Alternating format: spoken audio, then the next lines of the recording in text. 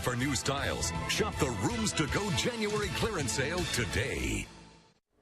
I'm Ben Swan. And I'm Sharon Reed. Just a few weeks ago, even before the president announced his executive action to curb gun violence, we here at CBS 46 were working to bring you comprehensive coverage of how gun violence affects where we all live. What you're about to see, it's not a debate of the president's plan and the merits of that plan. It's a balanced and impartial look at the issue of guns and how it affects your life here in Georgia. It was done in conjunction with our friends at Georgia Public Broadcasting, and we want to thank them for partnering with us on this important exchange of ideas. We're sure you'll find it informative and useful. This is a CBS 46 News special presentation. The Gunfight, a primetime special.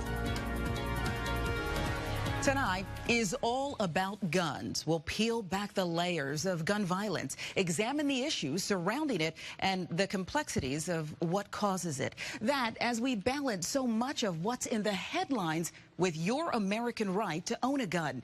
It is all part of our ongoing coverage, a series we call The Gunfight. I'm CBS 46's Sharon Reed, alongside my colleagues Ben Swan and Georgia Public Broadcasting's Bill Nigut. And Bill, thanks so much to you and GPB for partnering with us on such an important dialogue. Sure, I'm glad you're here. Tonight's very important that we have a meaningful discussion about this issue. Over the course of the next 2 hours, there are many gun-related topics we'll talk about with the panel that we've assembled. That's right, and these panelists, you can see them right here behind us. Elected officials, prosecutors, defense attorneys, pastors, victims of gun violence, advocates for gun rights, and others. This is a powerful issue, a highly politicized issue, and certainly a polarizing issue. Throughout this special, it is our goal to cut through the talking points and dig into the real stories, the numbers, and place context around all of it. Our goal is to shed the politics on this issue and make our focus the people. So let's begin with some numbers. And there are many that can be shared and many that can be abused. But what are the numbers surrounding gun violence here in Georgia? Vin Sims kicks us off with that part of the story. September 25th, a shootout in the middle of the day at a Gwinnett County gas station. October 5th, a man on a motorcycle seen pointing a gun at a driver. Fortunately, those scenes caught on camera did not end in death, but all too often, death is the end result of a gun being pulled. Former State General Assembly member Douglas Dean watched as homicide detectives investigated a gun murder in his neighborhood on October 23rd. A man was shot and killed at 10:30 in the morning. We need to get guns out of the hands of the wrong people. And the way you do that is you got to discourage folks from thinking that the only way they can settle something is by guns and shooting people and stuff like that. According to Fulton County Police, in 2012, there were 14 gun murders. 2013 rose to 16. 2014 and 15 went back down to 14 murders by gun. Looking specifically at Atlanta gun deaths, in 2011, there were 71. That dropped in 2012 to 63. But then those numbers rose in 2013 to 72 and in 2014 to 76. In Atlanta, 2015 totaled out to 80 gun deaths for the year. What the cause of death was, and GSW means gunshot. Major Adam Lee III is with Atlanta Police Homicide. With concern about all homicides, he views Atlanta's numbers of gun homicides like this. There hasn't been an extreme change over the years to the point where it would be alarmingly high from last year to this year or the previous year to the year before. Atlanta Mayor Kasim Reed lays some of the blame for the city's gun murder issue on state laws. When we take illegal guns off the street, under Georgia state law right now, we actually have to return them or make them available to the public in some form. So we used to be able to destroy illegal guns. We're no longer able to do that anymore. Atlanta isn't alone when it comes to gun deaths per capita here in Georgia. According to the CDC, 7 Georgia counties had the highest gun death rates per 100,000 people. Besides Fulton and DeKalb, also included are Muskogee, Bibb, Richmond, Colquitt, and Chatham counties. Major Lee says the lack of key things in a young person's life, plus a bad element, is behind many of Atlanta's gun deaths. Education. And parenting doesn't necessarily have to be an actual parent, but just having a good role model in your life, and the influence of gangs and gang memberships. As work continues to decrease the number of gun homicides, Mayor Reed admits it's a battle that will never end. We will always have some form of crime because we're a major American city. But what matters is how people feel.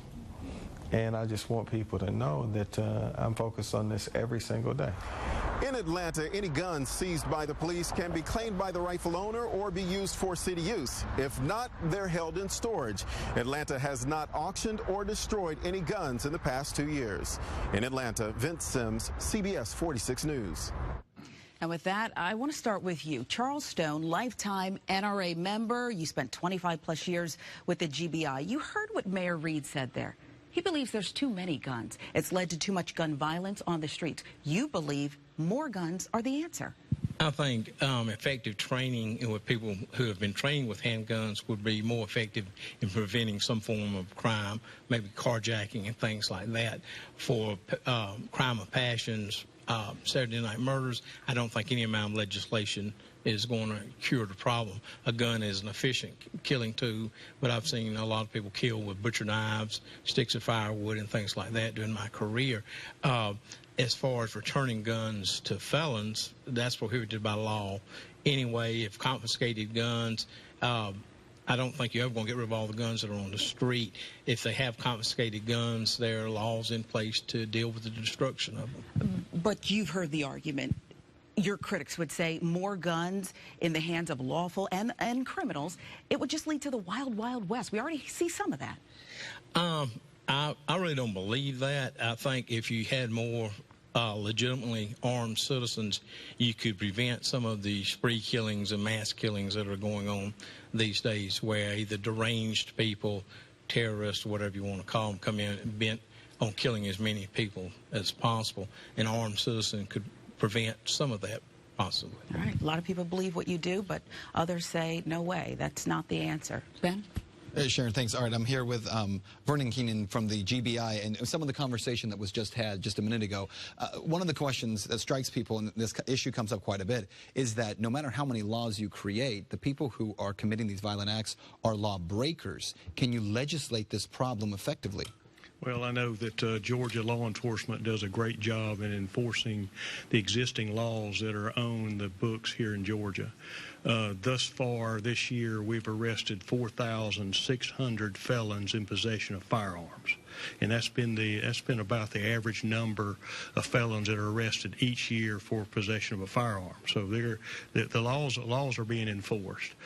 I believe that this is such a complex issue that the level of violence, the simple answer is not just to take away the guns. It's more complex than that. If it was that simple, gosh, it'd be great for all of us. But it's more the issues are more complex. And the number you gave a minute ago, you said 4,000 felons were arrested in possession of a gun. 4,600 felons in possession of a firearm, which is a felony under state and federal law. And under state law here in Georgia, those felons weren't supposed to have a gun in the first place? They were not. Yes, they were prohibited by law from possessing a firearm, purchasing a firearm, giving a firearm away, having anything to do with a firearm. And so to that point, I mean, it goes back to what we were talking about a minute ago. If it were merely an issue of legislation, why is legislation not preventing these people? Or do we need stiffer legislation? What is the problem that's being created that allows these felons to still get their hands on these guns? Because they're felons and they want to get possession of a firearm. Yeah. And they're going to find a way to obtain a firearm.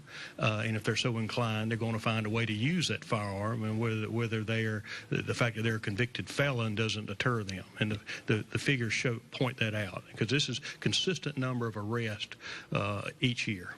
Certainly the nature of people is a huge issue here. Let's go over to Bill Nigut. Bill? Thanks, Ben.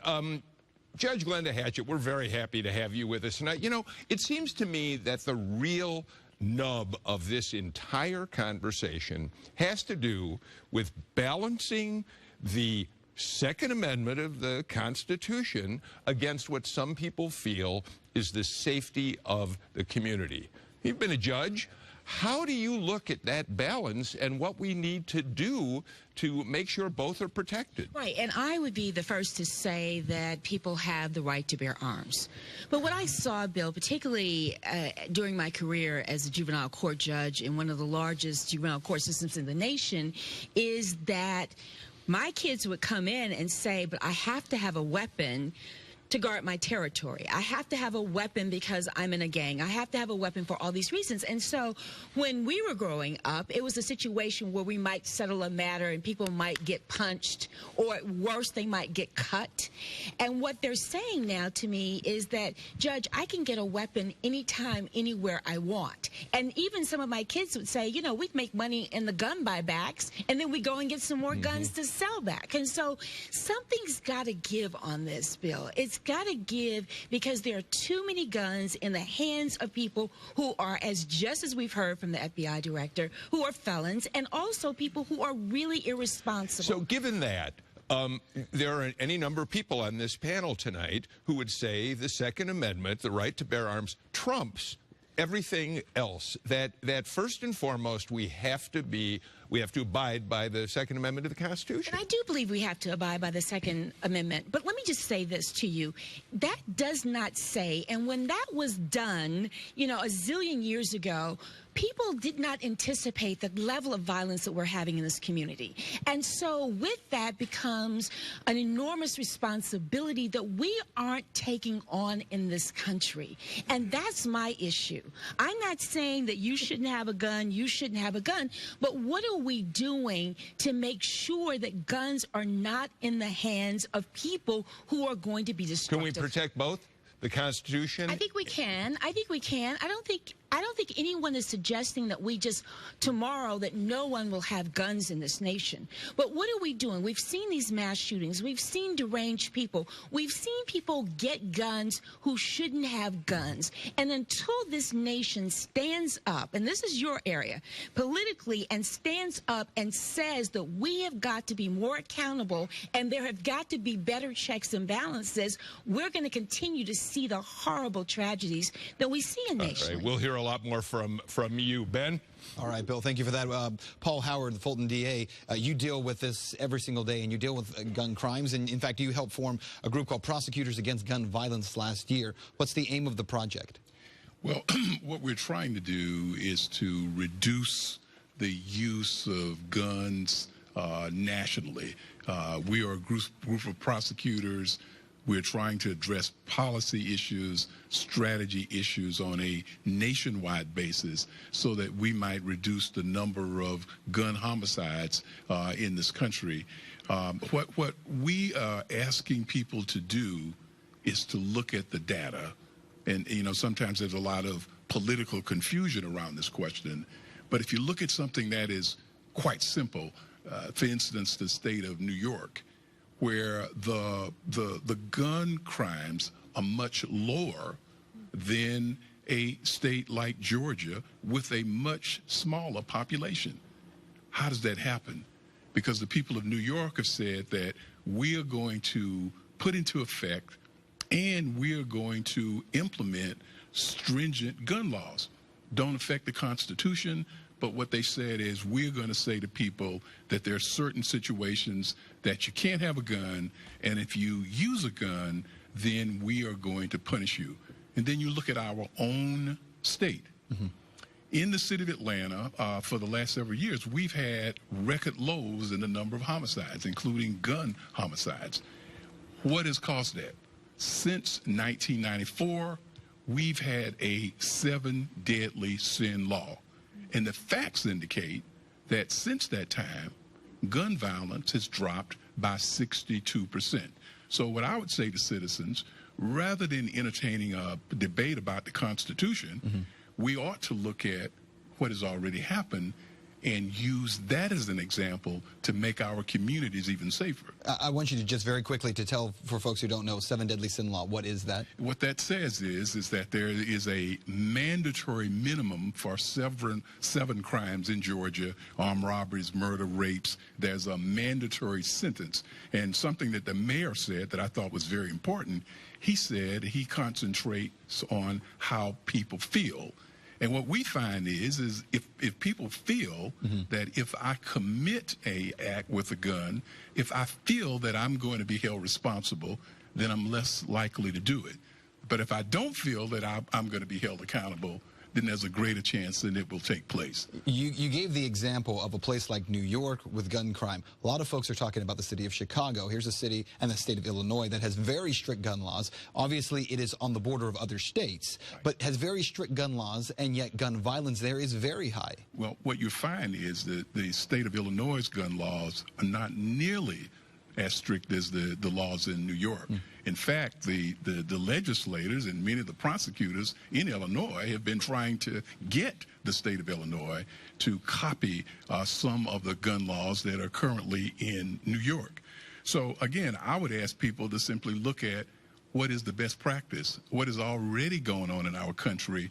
How is it that the city of New York, with millions of people, certainly a lot more than here in Fulton County, how is it that the net number of gun violence, of gun homicides, are somewhere around about 250, and in a community like Atlanta, where the population is a little less than 500,000, we are now talking about 76 homicides. How does that happen? I think a lot of it is focused upon the gun laws that are in effect. The conversation over Georgia's gun laws and its effects on you continues. It not only makes the public less safe, it makes law enforcement less safe. I believe that they are safer for the law-abiding carrier. And we want to get you into the discussion. Do you feel that curbing access to guns will make you safer? Tell us what you think and join the discussion on Facebook, Twitter, or Instagram. You're watching The Gunfight, a primetime special. The CBS 46 Night Team, the most reporters on the streets at 11, with Tracy Hutchins, Adam Harding, Christian De La Rosa, and Julian Johnson, covering the big local stories that impact you. First on the scene with breaking news and investigations that get results. The most reporters at 11, along with Sharon Reed and Ben Swan. The CBS 46 Night Team, weeknights at 11 on CBS 46 News. With AT&T, the choice is yours. You only pay for the services you need to make your bundle work for you. Call now to get high-speed internet for just $15 a month for 12 months with a 1-year term, with TV, home phone, or even wireless on one AT&T bill. With U-verse high-speed internet, you get fast speed at an affordable price. And a Wi-Fi gateway that connects all your devices, so you can save on mobile data usage at home. Call now to get high-speed internet for just $15 a month for 12 months with a 1-year term, with TV, home phone, or even wireless. And for a limited time, switch to AT&T and get an extra $100 reward card. Don't wait. Call this number today. Get more choices to bundle and save, because with AT&T, it's whatever works for you.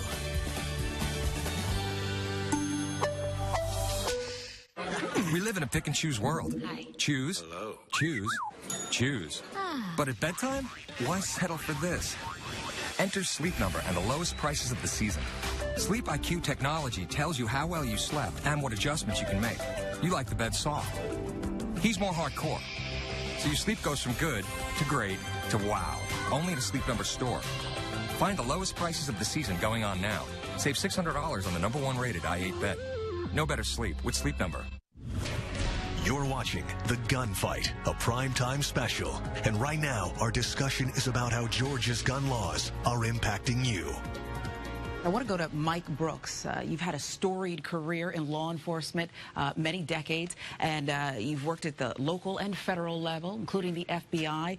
Isn't the DA right? Don't stricter gun laws mean less violent crime? Well, we have to enforce the gun laws that are already on the books. You listen to the statistics that Director Keenan gave about the number of felons who have been arrested for gun crimes. There are federal laws on the books already right now to deal with career criminals with 3 or more violent felonies or drug trafficking with a 15-year minimum. These felons who are caught on the street with these guns, why are they not locked up? We don't need any more laws. We need to enforce the ones that are already on the books. But what about what Mayor Reed said? They get people off the street, they collect these guns, and then the Georgia legislature wants them right back in the hands of perhaps would-be criminals who are doing But if they're locked up, they're not getting back on the street to get those guns back in their hands. But isn't there somebody else waiting in the wings? And you know what? lock that person up, put them away with a mandatory minimum, and it'll be a long time before they're back on the streets of Cobb County, of Fulton County, or the city of Atlanta. I see Judge Hatchett, who's shaking her head. We'll get to you in a moment, Judge. She's taking a deep breath, too. She has some issue with what you're saying there, Mike. Let's go back over to Ben now. And, Ben, who do you have? Yeah, we're going to talk with State Senator Vincent Ford. Senator, let me begin by asking you about this, because something that was said in Vince Sims' piece, Mayor Reed had that statement he made about the guns that have been confiscated here in the city of Atlanta. They've been held for about 2 years. They've not been released as per state law. And I know you've commented on this before about the fact that essentially there's no penalty for that. Is that really, though, a good statement for the mayor of a city like Atlanta to say, well, there are no teeth in the law, so it doesn't have to be followed? Well, I think the real problem is a state legislature that passes laws saying that guns that are confiscated must be sold back to the public. And as opposed to the locality making the decision whether they want to destroy them or otherwise, it is about laws. I mean, and this is one situation where I agree with the Supreme Court. Regardless of what's been said, the Supreme Court has said two things. One, you cannot ban guns. Two, you can regulate guns. A state legislature or city can regulate guns. So my point is that when you hear people say, well, you know, the Second Amendment is supreme, the Supreme Court has said the obvious. One of the problems is we have a state legislature that does things to make sure that law enforcement doesn't have the tools to stop gun violence. For example, right now, a police officer cannot ask someone who's packing whether they have a permit or not. You know, that is one of the laws that this legislature passed. It not only makes the public less safe, it makes law enforcement less safe. I don't know if law enforcement, an officer, and you have some here, wants to walk up on someone carrying and can't ask them whether they have a legal permit to carry that weapon. That's a really good point. We need to ask some of our law enforcement who were here specifically about that. To the other point, I want to go back for just a minute to this issue of the law here in the state of Georgia that says that the municipality cannot hold these guns for more than 6 months once they've been processed. And you mentioned about them not going back on the streets. I talked to a guy in Tennessee who owns a company that does nothing but this. They purchase these guns from law enforcement across really the South. There are, I think, 11 different states that have this exact same law. But he was explaining to me, he said, actually, in many ways, it's safer to return these guns to a company like his because the moment they leave that police jurisdiction, the ATF gets involved. They've now cataloged those guns. They now are monitoring the barcodes. Any truth to that statement, do you think? It may be safer for a company to get those guns, but it's much more safe if a locality like Atlanta can hold those guns and ultimately destroy them so they are sure not to get on the streets. And as a state senator, you're working to change that law. Yeah. But until it's changed, what should the city be doing? Should they be in violation? Keep doing what it's doing. All right. Keep guns off the streets of Atlanta. I mean, Paul Howard is right. We have, since 1994, successive mayoral administrations in the city have decreased the number of gun deaths. But the fact is, they're going up this year. That's a bad trend.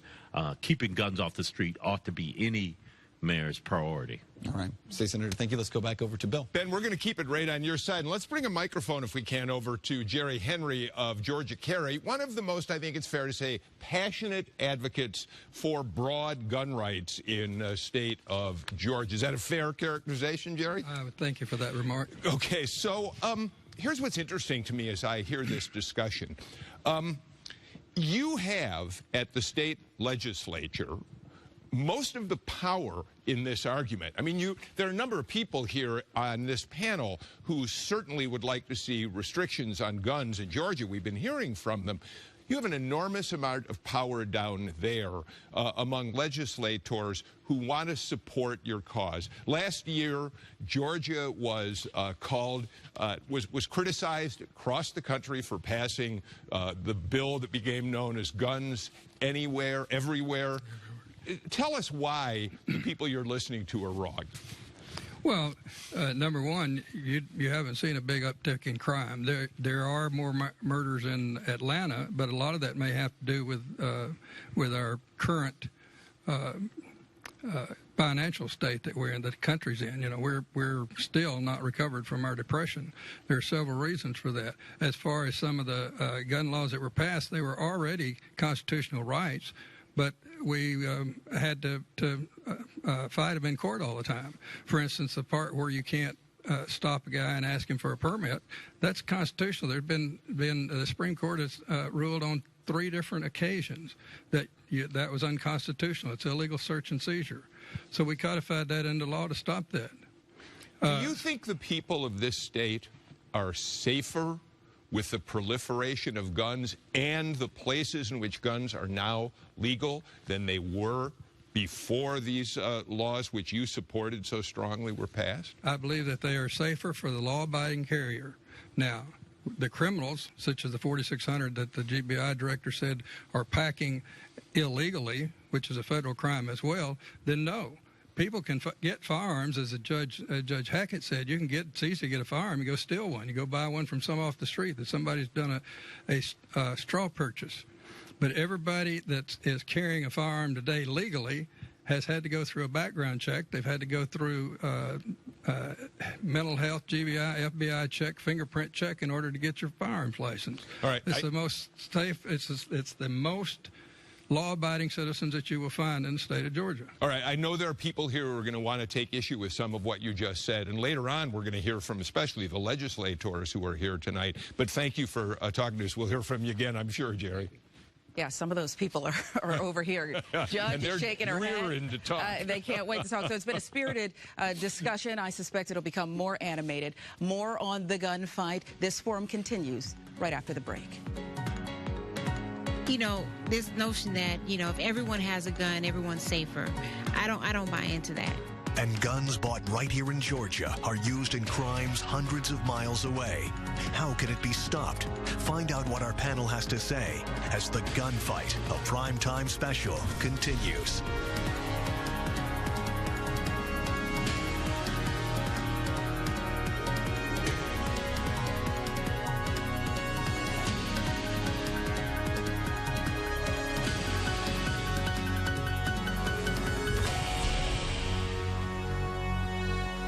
Start your day with veteran meteorologist Paul Osman and Jennifer Valdez for team weather coverage of changing conditions. Check out the big changes that you need to know about for this afternoon. The forecast for the day ahead and the bus stop forecast. Bundle up as you head out the door. Only CBS 46 has 2 meteorologists working throughout the morning every day to bring you an accurate, dependable forecast so you can plan your day. Plus, get breaking news and the top stories of the day on CBS 46 Morning News. Weekdays from 4:30 to 7.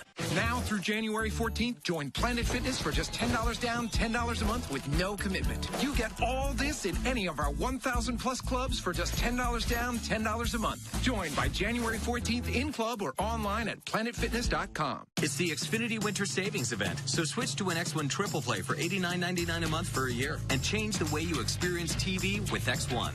The X1 experience is faster, simpler. Show me romantic comedies. And easier than ever before. So make the switch and experience X1 today. Get started with the X1 Triple Play from Comcast for $89.99 a month for a year. Or ask how to upgrade to get $400 back. Call 1-800-XFINITY or go online today. To stay one step ahead of winter, it takes the latest state-of-the-art technology. The ultimate protection for any car, truck, or SUV is WeatherTech floor liners. They're laser measured to perfectly protect your vehicle, front, back, even up the sides. Simply go to WeatherTech.com and order your ultimate vehicle protection today. Or call 1-800-CarMats. This winter calls for WeatherTech. Now through January 14th, join Planet Fitness for just $10 down, $10 a month with no commitment. You get all this in any of our 1,000 plus clubs for just $10 down, $10 a month. Join by January 14th in club or online at planetfitness.com. There is a closer look now at what the ATF and law enforcement officials call the iron pipeline. It's a trafficking of guns from states with less restrictive gun control to states with stronger regulations like Georgia. Yeah, illegal gun running is big-time deadly commerce. Every time one ring is broken up, more perps are ready to move weapons up I-85 from Georgia up the eastern seaboard to New York. And criminals here in Georgia, well, they really are literally making a killing at it. I need a cat. Listen, I'm walking through Manhattan, right? Yeah. I've got 2 Mac-10s on me, a SK assault rifle, and 4 handguns, and I'm walking through New York. This is illegal as Illegal because of New York's strict gun laws, some of the toughest in the U.S. Polar opposite of the state of Georgia, something Michael Basir, recently indicted as a gun-running ringleader, openly mocked on law enforcement wiretaps. I'm selling them the right way and the wrong way. When I'm out of state, like in Atlanta and Georgia and all that, it's all legal, it's fully legal, but New York is completely illegal. So when I bring it up here and sell it up here, that's illegal. But it's also big money, and according to the Brooklyn, New York District Attorney Ken Thompson, it's blood money. These folks are merchants of death. Thompson says Basir made more than $100,000 using straw purchases to buy cheap guns, several $100s each in the Atlanta area, flipping some for more than $1,000 per weapon in the state of New York. The Mac-10s and assault rifles too often end up in the hands of criminals who intend to murder. These guns are being used to kill our children and to murder our police officers. Thompson has been on the hunt for years, and to him and other members of the law enforcement community, it's personal. New York City police officers were murdered with guns that originated from the state of Georgia. That is outrageous. 3 members of the NYPD in the last 11 months alone. Officers Wenjiang Liu, Rafael Ramos, and Brian Moore, all murdered with Georgia guns. 2 weeks ago, a 4th officer, Randolph Holder, also killed in the line of duty. That weapon was traced to neighboring South Carolina. It is easier in some communities to find a gun than it is to find some fresh vegetables and a supermarket. That's just a fact. According to Thompson, back in 2013, Georgia took the top spot in the country for guns found at crime scenes, some 3,000. How are so many weapons being moved so quickly with deadly consequences? Cars traveling up Interstate 85 to 95 into New York. And planes until a December 2014 bust at Hartsfield-Jackson International Airport closed a loophole allowing a then Delta employee to bypass TSA checkpoints, smuggling the weapons. But more recently, criminals are moving them on cheap buses where security is loose. So easy, so enticing, some unlikely perpetrators are now getting in on the gun running. What we're seeing is that folks who have never been arrested before, who have no criminal record, are buying these guns as straw purchasers, whether they be in Atlanta or Pittsburgh. So we have young people who ought to know better, who think that they can make a quick buck by buying guns legally, but then they're giving it to someone illegally. Busting gun runners has become a never-ending task. Thompson says he and other DAs throughout the country are collaborating more and more. You can't do it alone. You have a relationship with other DAs, your counterparts throughout the country, including in Atlanta with Paul Howard. I had a conversation with DA Howard a week ago. We met in New York, and we talked about the gun violence that's happening around the country and the need to work together to stop the easy access to guns in places like Georgia and Virginia and other southern states. And Fulton County DA Paul Howard, so you had that conversation with DA Thompson, your counterpart in Brooklyn, New York, and I know you're talking to other prosecutors, other jurisdictions, but it's no joke. This is Georgia. So what are the conversations about, and what do we do to curb some of this gun trafficking? Well, it is it's a tragedy, and when I went to New York several months ago, I was greeted by a newspaper article. They held a press conference, and they mentioned that the Fulton County DA would be in New York that day. So there's my name connected with these gun purchases. If we are to seriously begin to do something about this problem in our state, we have simply got to change our laws. guns cannot be so available that it would cause this tragedy to happen in New York and some of the other states. But this is Georgia. Yeah. New York officers, police officers, killed by Georgia guns. Correct. Well, I think that, we have to talk about not only the availability, one of the things that Ken talked about, which is, one of the kind of hidden tragedies, and that is college students being used as straw purchasers, college students now serving time in federal prisons because they were used to purchase weapons. But the other thing that we have to look at in our state is where people are allowed to carry guns. I was talking to Chief George Turner from Atlanta, and what he was talking about is right now, and I don't know whether people are aware of this, that people are allowed to bring weapons to public events. So if you're out at Piedmont Park, you can bring a gun. We've all seen pictures of people with guns at the airport. And I think that in Georgia, we've got to say maybe we've gone a little too far. Can we go back to these college students? How are they drawn in? No criminal history, coming from some of them good families. This wouldn't even occur to them. Is it about quick money? It's about quick money. If people that are in college, when somebody says to you that you can make a quick $500 and all you got to do is legally go in and purchase a weapon, which they're allowed to do, but what they did not realize, and many of them don't realize, that they are involved in a criminal conspiracy to sell guns.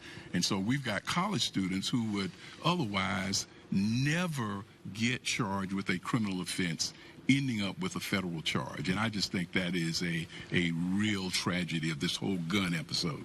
All right, DA Paul Howard and Ben, I know you're standing by with someone who's been on both sides of it, a victim and a prosecutor. Well, and absolutely. We're going to talk to Tim Bearden here because you guys are talking about this bill essentially that was created in order to allow people to carry weapons on public transportation and in restaurants. Tim Bearden is here. Tim, let's talk a little bit about that, because one of the debates that's being had is that there's too much access to guns and guns allowed in too many places, and yet over and over and over we hear people talk about this issue. Well, I want to bring this up also to the first segment that we had when someone said we must look at the mass shootings. And we have to look at the mass shootings, whether it be a theater, whether it be in the terrorist attack that we just saw in San Bernardino. Mm-hmm. All these mass shootings are in gun-free zones. Every time it's a gun-free zone. So if you're a criminal intent for a high body count, where are you going to go? Somewhere that has a gun-free zone. So the worst thing we could do as lawmakers is punish law-abiding citizens for actions of criminals. We heard guns killed officers in New York. As a former law enforcement officer, nothing hurts more than seeing an officer get killed. But they were killed by criminals, not a gun. They were killed by the criminals, and that was the tool they used to kill those officers. So in the legislative viewpoint, back in 2008, I worked very closely with Jerry Henry and Georgia Carey. We looked at how strict Georgia gun laws were. Mm-hmm. There was very few places that you could carry a firearm. And when you went from state to state comparisons, Georgia was a very strict state. So we didn't give new rights to anybody. What we were doing was restoring rights that has been taken away over the decades by the legislatures before us. So we believe that law-abiding citizens have the right under the Second Amendment of the Constitution to be able to defend themselves. And in today's ever-changing violent world that we're living in, it's more important than ever to make sure if they want to carry a weapon and exercise their right, they should have the ability to do so. The reality is that when we talk about people carrying these weapons with them, are we seeing more and more violence as a result of that, or are we actually seeing less violence when people are allowed to carry and really to protect themselves? No, if we'll look at Dr. John Lott's stats, the more that you have legal gun ownership, less crimes. And that's a very important stat to look at. So as long as a legal, law-abiding citizen, and that's very important to make sure we understand what we're talking about, someone that's eligible to carry a firearm, if they choose to, and as we're seeing through stats, mm-hmm. the more people that are carrying guns legally, crimes go down. And certainly we've seen that happen in states that have concealed carry, where crime actually has dropped in a lot of those states. Tim, appreciate it. I want to come over now to April Ross, who was shot by her husband, because we can stand here, April, and we can talk all day long about statistics and numbers and hotspots, but when you've actually been a victim of gun violence yourself, certainly you're going to have a very different view than a lot of us. Absolutely. I think there is a tendency to, get into discussion about the Constitution and numbers, but there are people behind these numbers. And I think that that's the element that gets lost on a lot of folks that are, this notion that, if everyone has a gun, everyone's safer. I don't buy into that. I do think that going beyond just a situation like mine, if I had had a gun that day, there's nothing it would have done to help me. Can you tell us your story? I was basically ambushed in my car, my vehicle. Me and one other person were both ambushed in the car by my husband, who had been stalking me, and I was shot multiple times. And as a result of the shooting, I was left paralyzed from the chest down. The instant, unless you've been in that moment, personally, there's no way you can understand that having a gun would have made no difference. So I don't buy into this. For you to have a gun. For me, if I had a gun that moment, it would have made no difference whatsoever. And I'm sure that's the case, and that could be the case in many situations with guns, where they're used to commit crimes. But I want to go to the notion of this, the mass shooting incidents.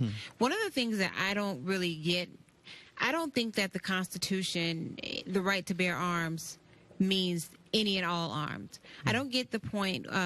Why are the regular civilians, why is it so accessible for us to have all types of arms? I don't understand. If the people who committed the San Bernardino shooting didn't have access to high-powered assault rifles, even if you go with the notion that, okay, if more people are carrying, they can defend themselves.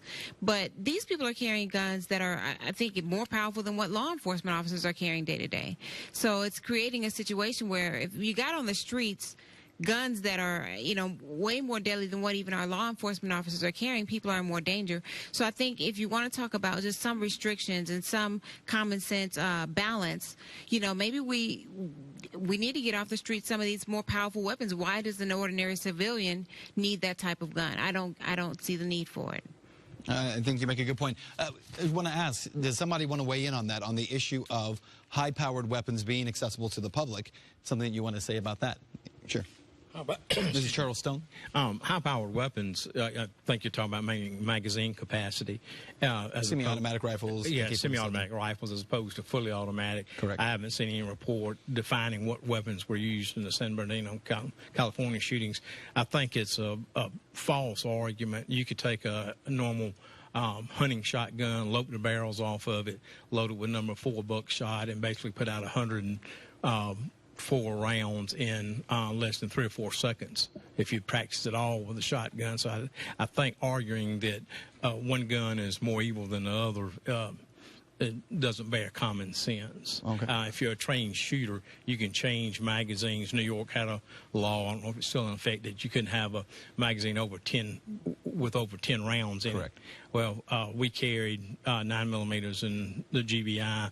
I could fire 13 rounds, reload, and fire for another 13 rounds in less than 5 seconds. So, if you practice and know what you're doing, magazine capacity is immaterial. Okay, we'll talk more about that. Sharon. I want to talk to Dana Pierce, Cobb County PD, and ask you heard what Mr. Bearden said. Some of these mass shootings, lives could be saved if people could be armed in those instances. You're an officer, first on the scene. Would you be able to distinguish between the perpetrators and innocent victims who are just trying to defend themselves? Do you want to see something like that?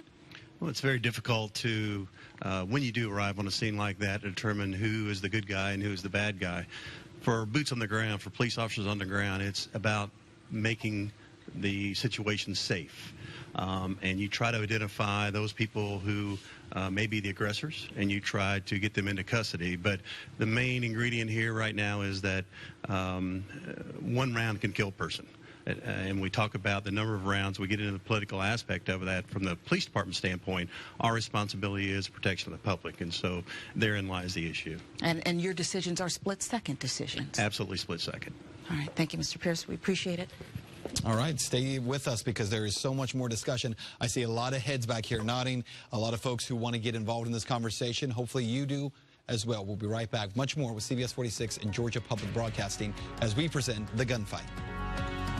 For me personally, I've taken the last few months to search my own self and to find what would I say to these 3 young guys who took my younger brother's life. I don't own a gun, but I'm about to get one because I want to feel safe. We have to take our community back and stop being afraid. Victims of gun violence and their families join in the discussion in The Gunfight, a primetime special.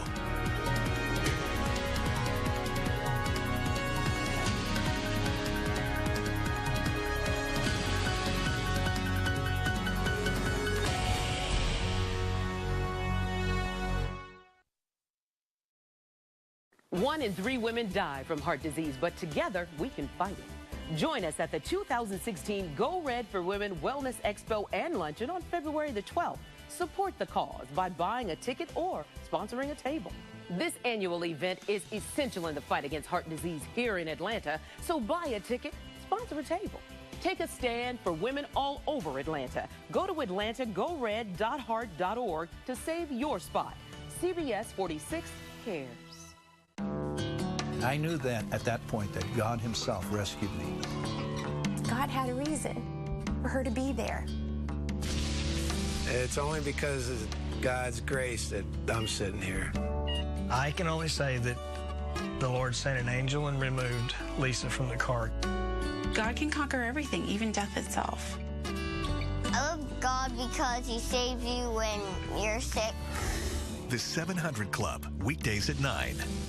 The CBS 46 Tour Atlanta Golf Card. It's the perfect gift or treat yourself. 18 holes at 9 prestigious Georgia golf courses for just $199. Callahan Golf Links, Cherokee Run, Chastity Golf Club, Country Club of Gwinnett, Dogwood Golf and Country Club, Harbor Club on Lake Oconee, Lake Arrowhead Yacht and Country Club, Stone Mountain Golf Club, Town Lake Hills Golf Club. Play all 9 for just $199. Don't miss your chance. Swing over to CBS46.com and click on the CBS 46 Tour Atlanta Golf Card link. When it comes to kids' furniture, no one beats Rooms to Go Kids and Teens for great selection, great price, and great service. And right now, during our Rooms to Go Kids January clearance sale, it's the perfect time for you to buy because we're lowering prices on dozens of our great collections, including Disney and NFL. So now is the time. Buy from the experts at Rooms to Go Kids and Teens.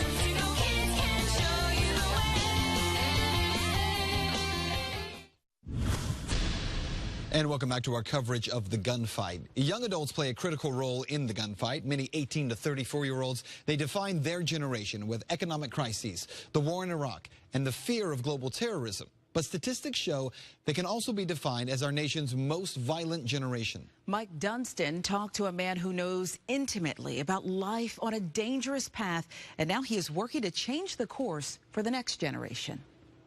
Was taken out for no reason whatsoever other than just wanting to go in, get a lottery ticket, come out and mind her business. And this gas station surveillance video shows her moments before 3 teens allegedly tried to steal her car, shooting and killing the 25-year-old barber.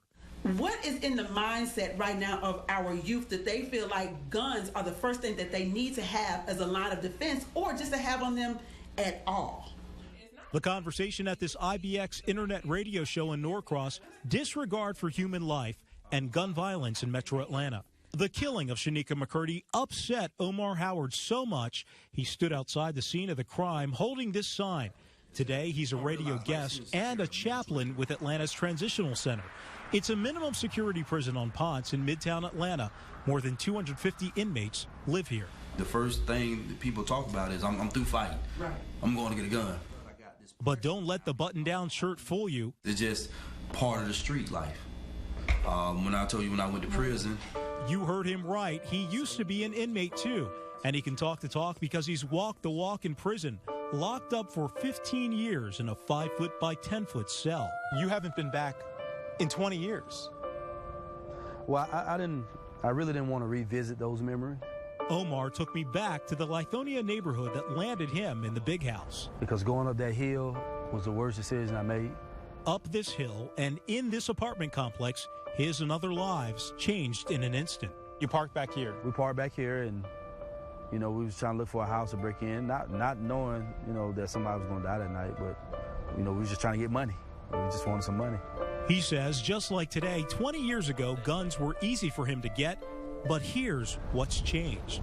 A lot of these kids just are fearless compared to us. You know, when you even talk with a lot of kids about prison, they're not even afraid of it. So I went to Kennesaw to ask young adults about Omar's theory. Maybe our generation is a little more desensitized, but at the same time, you have to be kind of desensitized because you see stuff like that all the time. They see it on the video game, so of course they don't think anything of it, but when someone actually becomes a witness to gun violence or something like that, it might harm them.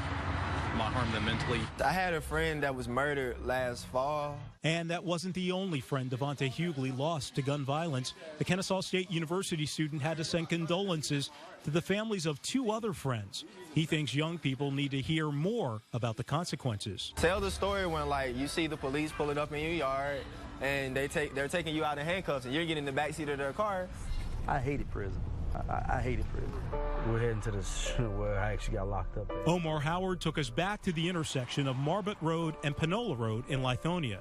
That was a terrible day for me. Where cops caught up with he and his crew in February of 1993. That's the last day I seen of freedom for 15 years. What happened in 1993 still affects me today, and it's 2015. As far as getting jobs, down to the point of trying to find a place to live. I just want to help young people to, you know, make better choices. How many of y'all love being free? How many of y'all love being free?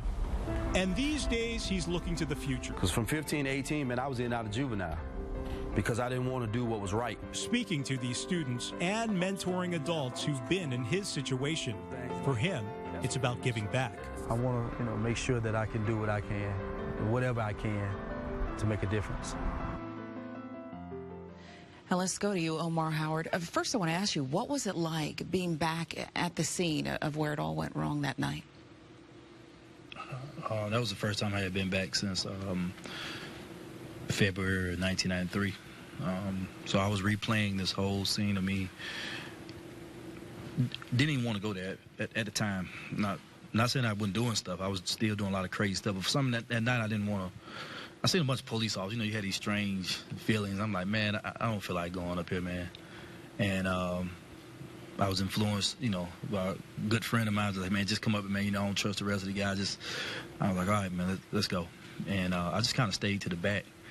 And the whole situation went down. And, you know, the scenario changed. It was just supposed to be a robbery. Mm-hmm. And the person got killed, you know. But that scenario and the peer pressure you talk about, that seems like that part could be any generation. But the fear that you talked about, is that the difference? You said you were scared back then, but today's youth or members of that so-called violent generation, they're not afraid.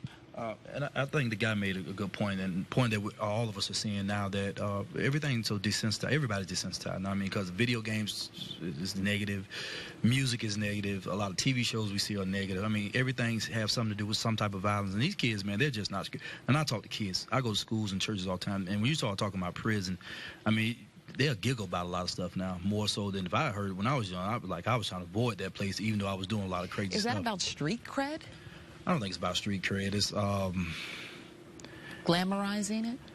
Well, I mean, you listen to some of the music, it's glamorized, like it's okay to be in there. And I promise you, anybody that's been in prison ain't glamorizing it, even though some people make other choices and go back to prison because of their environment or whatever they choose to do. But I promise you, nobody that I hang around that's been incarcerated, we don't glamorize it. A lot of people don't even like talking about it. Me, I talk about it because I like to use my story to encourage young people about the choice they make and how it affects not only you, but it affects your family, it affects your community, it affects everybody around us when you put yourself in those type of places, man, especially for stuff you do.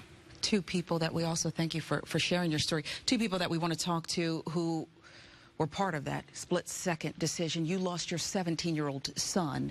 And so I want to talk about that. Marsha and Abdur Shaheed, take me back to that night. Well, it was Memorial Day, and it was actually daylight. And it was a good day for my family. Barbecued. Son went to visit his father, said, I'll be back, and spending the night with my sisters and you.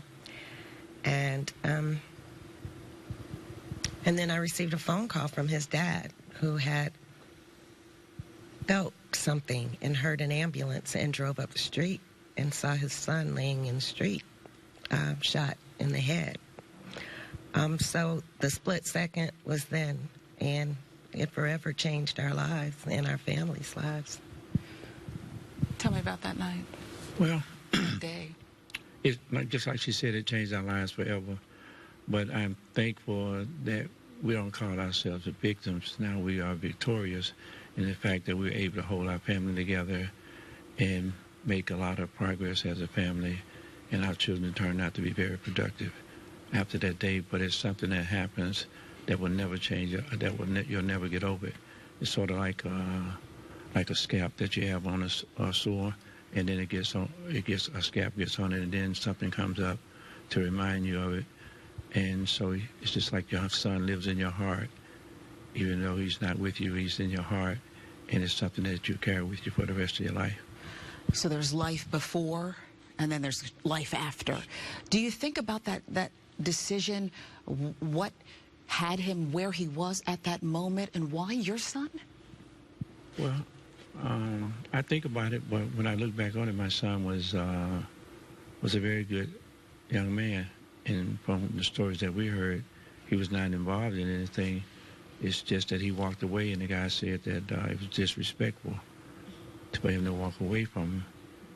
And then he just shot him in the back of the head. So, he wasn't in a bad spot. He was actually walking by himself, going somewhere, and he walked up on this crowd, and then it happened. And to the person who did that, to your son, the senselessness of it, have you ever gotten clarity about why? Just a look, a walk away. Street cred. This guy was older. There were other teenagers around. He didn't just shoot my son. He continued to shoot. There were teenagers diving in bullets to also protect themselves. So it's to establish yourself as, establish fear. And it took 8.5 years for the case to be resolved because people were afraid to talk. And the gentleman had the opportunity to murder someone else. So it's just a vicious cycle. We have to take our community back and stop being afraid, and not just the kids. The adults have to speak up as well. You feel the same way? Well, I think that when we talked about guns, and I think that freedom means responsibility, and what we have is a lot of irresponsible people that is carrying guns, even though we have the constitutional right to carry guns, that I think that we should look for ways on how can we get guns out of irresponsible people's hands, because that's really what it boils down to.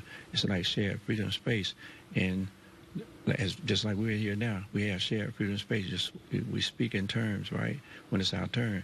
So we have people who are actually irresponsible people that's invading other people's freedom and killing them with guns because they're irresponsible with it. And so when you hear Mr. Stone, others say, well, if your son had a gun that night, would it have made a difference? Could it have made a difference? No. He was shot in the back of the head. He was walking away. So how, if he had had a gun, would he have known, okay, I better turn around now, he's going to, it wouldn't have mattered. It would not have mattered. However, I will say that I do absolutely agree with the right to bear arms. I am a licensed gun owner, but I'm a responsible gun owner. So I don't think that we need guns everywhere all the time. My gun was bought after my son was killed because I had other children. I felt the need to protect my family in my home. I want to thank you both for sharing your story. Ben? Okay, so let's keep this conversation going in terms of those who have dealt with this kind of loss. And Sam Heath is with me. Sam, you had a younger brother who was killed, if I'm correct, over a pair of shoes. From what I understand, my brother, James Jones. I like to actually say his name because I believe in saying his name, that his spirit lives on forever. But on February 9th of this past year, he was attempting to buy an iPhone 6 off of Craigslist. And from what I understand, he was lured to Marietta. And once he got there, 3 gentlemen robbed him and killed him. And they took a pair of old beat-up tennis shoes and I believe some very small other items, yes. All of that as he was lured to this location. Correct. The discussion that we're having at this point is about guns, but it's a lot more than that. This is about people. This is about the heart of people who are committing these crimes, is it not? Absolutely, and I think that's the difference. I think we could argue the Constitution, we can argue laws, but I think your perspective changes once it actually comes to your front door. When you no longer have to just look at this from a very intellectual side and from the side of the mind, but you also have to balance the heart with it. And I think that's what's missing from the debate here, you know. And not only that, but if I be candid, I think we've also talked about, you know, illegal versus legal, this idea that the felon is the only ones behind the guns, but I think society and our world nowadays has showed us that there are more people shooting and killing than just felons. Not only that, but if I go a little further than that, I think my brother was in a situation with 3 guys, 18 to 21-year-olds, all African-American men. I think we also have to bring into the conversation, where are these things happening and why are they happening there? You know, we dealt a little bit about socialization. We talked a little bit about economics, but what are the economic realities of these individuals who are feeling like they need to rob someone and to devalue another individual's life in order to survive? Where does that come from and where is it rooted in? And how do we take that and allow that to be a tangible moment where we can live and educate ourselves from that? I think for me personally, I've taken the last few months to search my own self and to find what would I say to these 3 young guys who took my younger brother's life, who moved here because I wanted him here, because I wanted him to come and go to college, and who actually had aspirations of changing his life. And I think the one thing that we miss is the power of conversation and communication. I just wish they would have been able to have a conversation with my brother, because I think there's so much value there that they could have shared. He got it. We grew up in some of the same parts they probably came from. We could have had a conversation about how it was possible to make it. I had a grandmother who worked at a hotel, and at times she brought home leftover pizza so we could eat. And I think that conversation that he could have gave them could have changed their reality. Sometimes it's just about exposure, but unfortunately we spend too much time investing in the wrong and the right, and we miss out on the heart. Let me ask you this. You talked about those who have not experienced this, and that when you do experience great loss like this, that it changes you and it changes your perceptions. Has your perception changed, and if so, in what ways has it changed?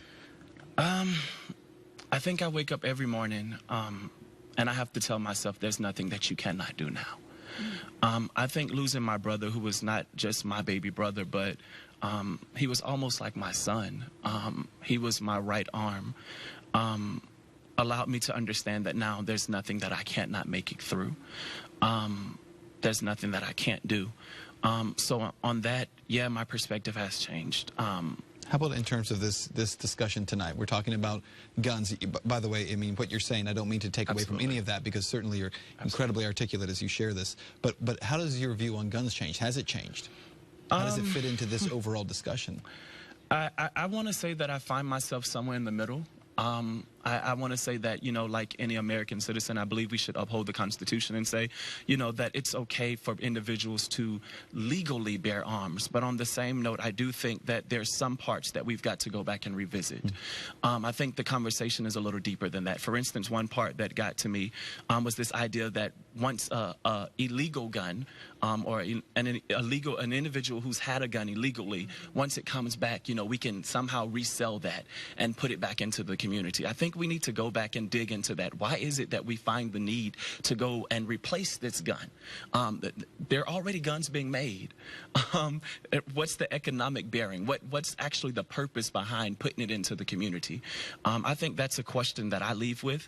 But more importantly, I think it's all about, you know, creating laws that not only say that you can have a gun, but how you access this gun. Maybe we've got to go back and revisit those things. Well said, Sam. Thanks so much. Next, our panel continues its look at why young people get pulled into violent crimes. And a little later, if people knew the pain that it causes families.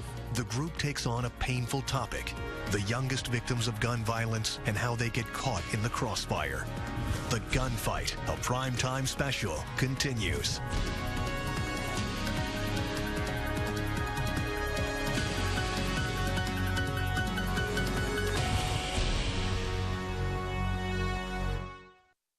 The CBS 46 Night Team, the most reporters on the streets at 11, with Tracy Hutchins, Adam Harding, Christian De La Rosa, and Julian Johnson, covering the big local stories that impact you. First on the scene with breaking news and investigations that get results. The most reporters at 11, along with Sharon Reed and Ben Swan. The CBS 46 Night Team, weeknights at 11 on CBS 46 News. Now through January 14th, join Planet Fitness for just $10 down, $10 a month with no commitment. You get all this in any of our 1,000 plus clubs for just $10 down, $10 a month. Join by January 14th in club or online at planetfitness.com. There's always a strength to be found. There's always a way around. If in the night you lose sight of me, all you have to do is reach. Just reach out. I'm here. Just reach out. I'm here. Just reach. Helpfulness is what life is all about. And at Amica, we think it's what insurance should be all about, too. Oh, oh, oh, oh, reach out. Welcome to Amica. This is helpfulness. Insured.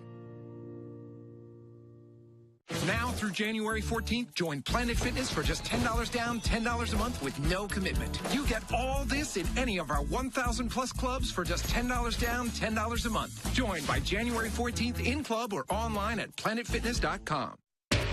You're watching The Gunfight, a primetime special. Right now, how families who lost loved ones cope with tragedy. I want to bring up some statistics to share with you very quickly, because as we do this, we're talking about the violent generation. And to be clear, this is not an issue of millennials. So it seems a little weird when you say 18 to 34. A lot of people think that it's a specific generation that moves on. These are numbers that remain constant between 18 and 34 years old. But a person under 25 killed by a gun every 70 minutes. Every 70 minutes, there's a person under 25 killed by a gun. And when we look at numbers like that, Brenda, it is a kind of stunning, difficult thing for us to wrap our heads around as we have this conversation, that so many young people are being lost to gun violence. How do we deal with that issue? I think I want to sort of piggyback on the young brother here who spoke and shared about the feelings and the hard piece. Being the mother of a 16-year-old who lost a son who was murdered, one of the things that I'm understanding and seeing more of in my work and working with victims of crimes is that there really is no heart with so many young people. And why is that? A lot of the young people that we see today that are committing the crimes, especially homicides or gun violence, are people who have either witnessed it or have been hurt by it, and they've never been treated. When you lose a loved one or a child especially, a lot of condolences and sympathy goes to the mother and to the father, and rightfully so. But sisters and brothers are so close to their sibling, and they have a bond and a relationship that people don't understand. They keep the utmost secrets among themselves till they take it to their graves.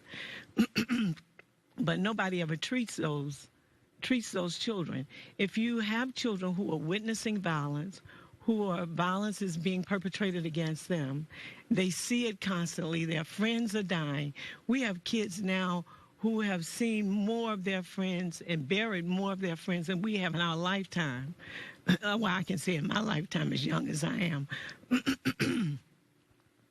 But those children are not being treated, and the programs are not out there. We need more mental health. We need more mental health. We used to have mental health centers. We don't have those like we used to have.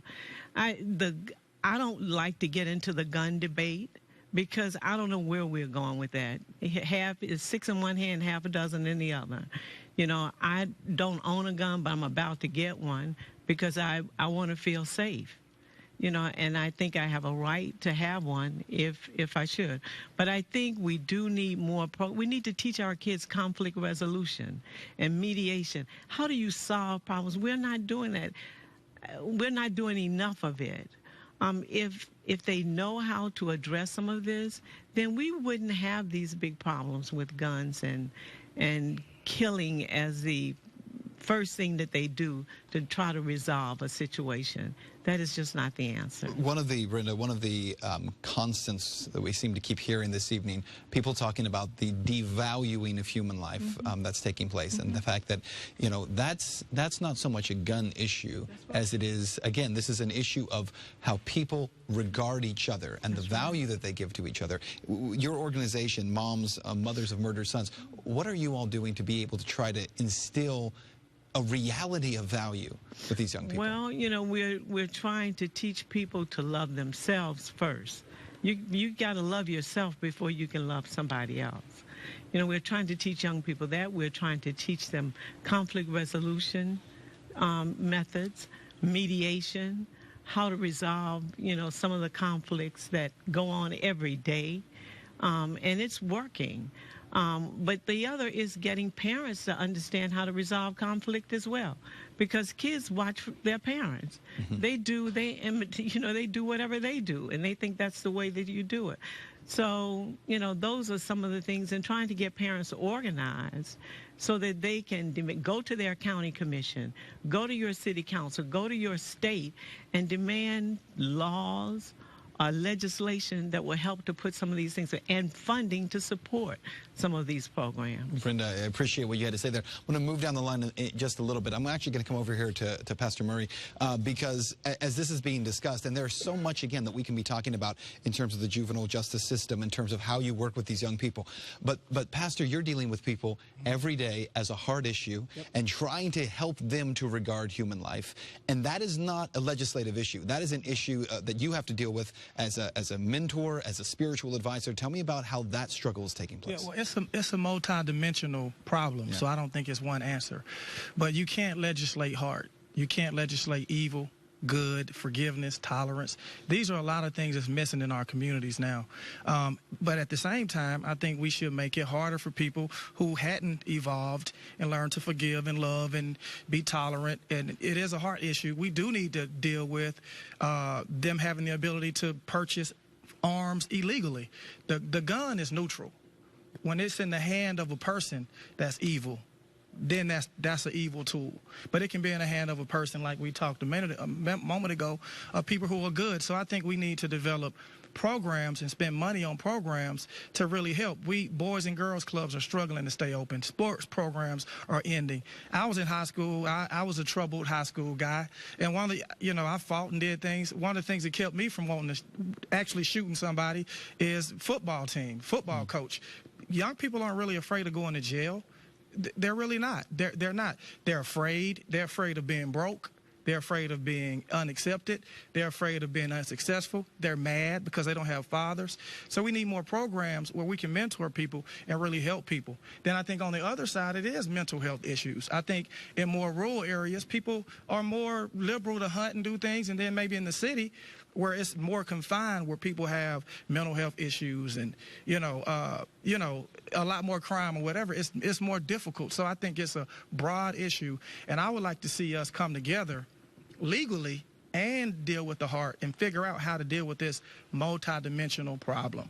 Let's go back over to Sharon. Talk to Holly Hughes, Ben. Thank you.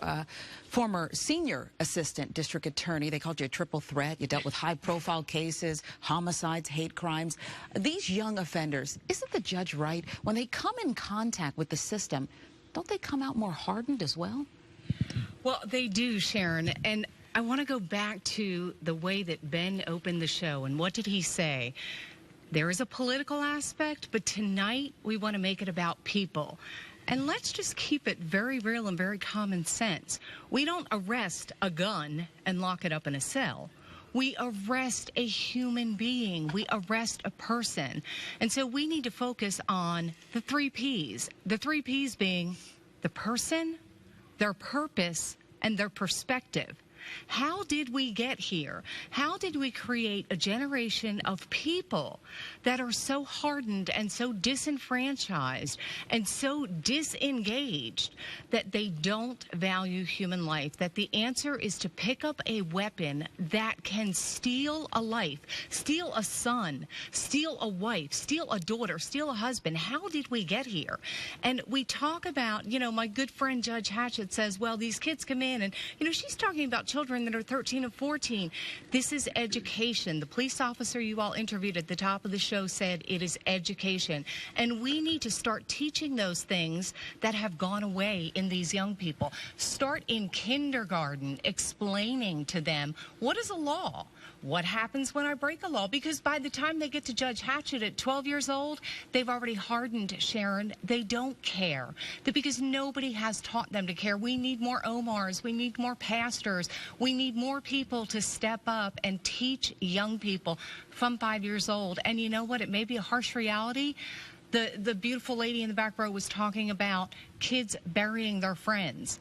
Guess what? Let them meet some gun victims when they're in the 1st grade and the 2nd grade. Make it an assembly at school and make the parents aware. If you would like your children to come and meet this person, this is an available assembly. Otherwise, we'll have something else for them. But Holly, if they're seeing it at home, if they know people who are shot and killed, if God forbid they've seen it and they're so hardened, so young, 13 and younger, how do you reach them? You start younger. You start teaching them younger the value of human life. You introduce them to the realities that they're going to face someday. Would they rather meet a survivor like April or like James and have them tell them, this is how it affected my life? Let the children know when you pick up a gun and you shoot somebody, it's not like a video game, Sharon. There is a consequence. There is a hurting mother. There is a crying, grieving parent who says, my child, who I raised, who I birthed, who I loved, was shot in the back of the head because he looked at somebody. Teach them what a gun does. And teach them young, because by 12 and 13, we have lost them. Holly Hughes, consequences and those left behind. It's been a spirited discussion. We'll continue to talk right after this. We want you in the discussion. Go online and tell us what you think. Do you feel that curbing access to guns will make you safer? Tell us what you think on Facebook, Twitter, or Instagram. You're watching The Gunfight, a primetime special.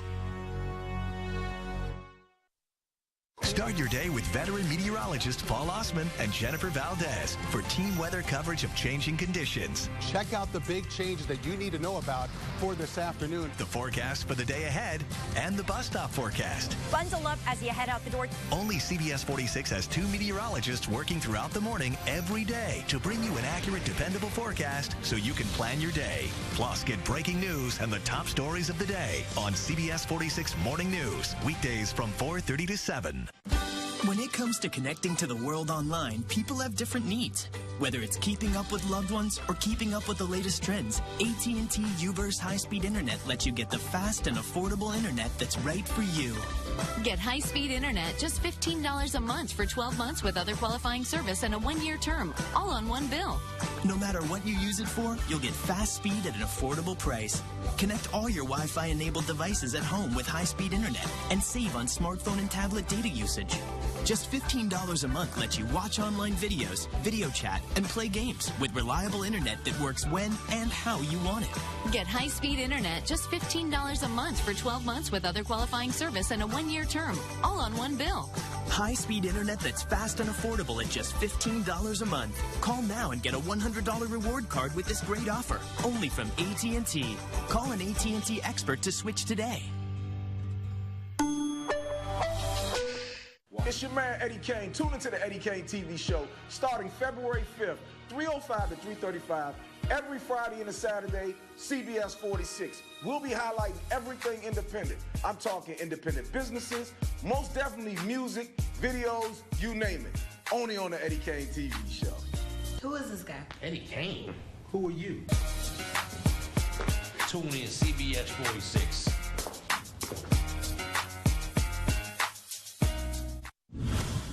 And welcome back to our special coverage here of the gunfight with CBS 46 and Georgia Public Broadcasting. Before the break, we had a conversation about mental health and about young victims of gun violence as well as families and how they're coping. And I want to go back for a minute to Ellen Yeager because she had her hand up patiently throughout this conversation. And Ellen, you have a lot to say on this issue, and mental health especially. Let's talk about that. Really? So last year, there were 33,000 gun-related deaths in this country.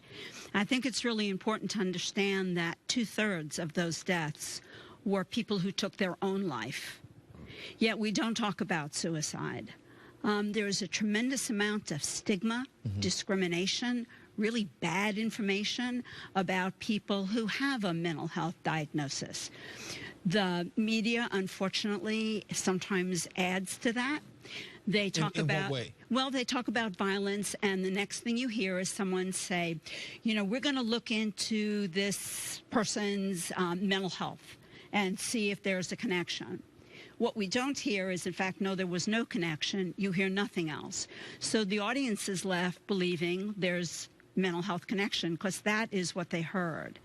So we really have to look at what causes violence in the country, and if only 3 to 5% of that violence can be directly contributed to a person with a mental health diagnosis, where's the rest of the violence coming from? So if we talk about poverty, if we talk about the inequity in the school system, if we talk about, you know, kids who are growing up and seeing incredible trauma, and the trauma itself leads to mental health diagnosis quite often. If we talk about lack of funding, right now, the services are not there for kids. Someone mentioned 5-year-old. I would say a 3-year-old. You start before kids are even in school. I'll give you another statistic.